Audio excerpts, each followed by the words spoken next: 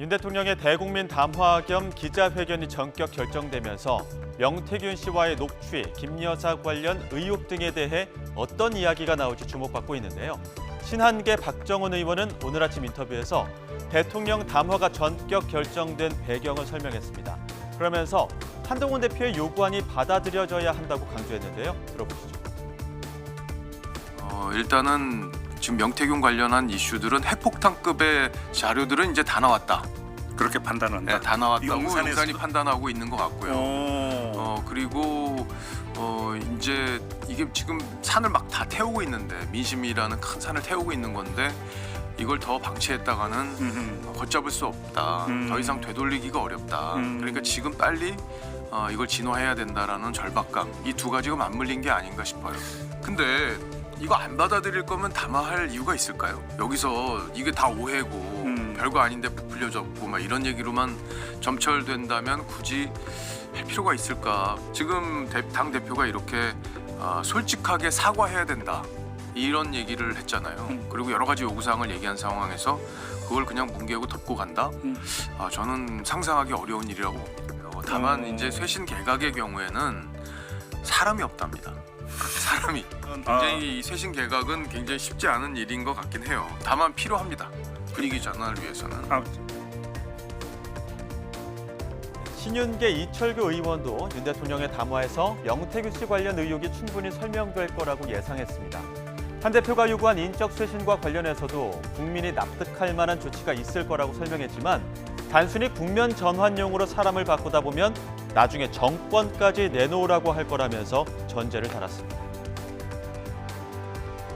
국민들이 궁금해하시고 특히 우려하시는 부분에 대한 말씀이 있지 않을까 생각이 되고요. 예를 들어 명태균 녹취록도 해명이 있을 거라고 생각이 드는데 어떻습니까? 당연히 명태균 녹취록이 지금 국민들께서 사실 여부와 관계없이 궁금해하시는 부분이잖아요. 우려하시는 부분도 있고요. 이번에 대통령실의 인적 참모진들의 변화가 있을까요?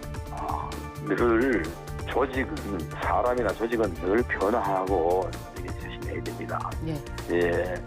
또 아무리 역량이 있는 분들을 할지라도 한 자리에 오래 있다 보면은 또 이 변화는 이런 상황에 제대로 대처하지 못하는 경우도 있을 거 아닙니까? 네. 그런 일을 더 잘하기 위한 변화, 이 인적 교체는 몰라도 단순히 국면을 전환하기 위해 사람을 바꾸는 것은 우리가 이제는 지양해야 할 때가 아닌가 생각이 듭니다. 그렇지만은 누군가가 그냥 이 정권을 흔들고 이 정부를 공격하기 위해서 무조건 사람을 바꾸라 하면 나중에 어떠하겠습니까? 이렇게 가다가 나중에 정권 내놓으라 할 거 아닙니까?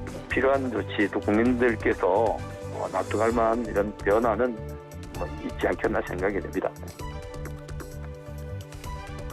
야당에서도 대통령 담화는 필요하다며 솔직한 답변을 기대했습니다. 하지만 형식에도 문제가 있다고 지적했는데요. 민주당 전용기 의원은 정말로 아픈 질문까지도 다 받아줘야 의혹을 털어낼 수 있을 거라고 조언했습니다. 들어보시죠. 제 생각에는 대책회의를 하지 않았을까 싶고요. 저녁 늦게까지 그래도 보좌진들이 대통령을 설득하지 않았을까. 그러니까 이제 대통령께서 저녁 늦게 그래 빨리 하자라고 해서 정리돼서 하지 않았을까 싶은데 빠르면 빠를수록 좋지 않겠습니까? 것이고 저는 형식의 문제도 조금 있다고 봅니다. 그러니까 과거 기자회견 방식을 안 쓰시지는 않았거든요. 대통령실에서도 대통령께서 직접 질의응답에 답변하는 방식을 보기는 했는데 몇 가지 의혹들이 있었습니다.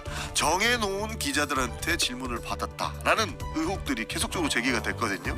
이번에는 그렇게 하지 마시고 실제로 손들고 정말로 아픈 질문을 하시는 기자들의 질문까지 다 받아주셔야 국민들께서 의구심 없이 다 털어낼 수 있는 것이고, 뭐 예를 들어서 민주당에서 주장하는 것이 과도하다라는 생각이 들 정도로 대통령께서 소상하게 말씀을 해주셔야만 이 전국을 저는 타개할 수 있다라고 보는 겁니다.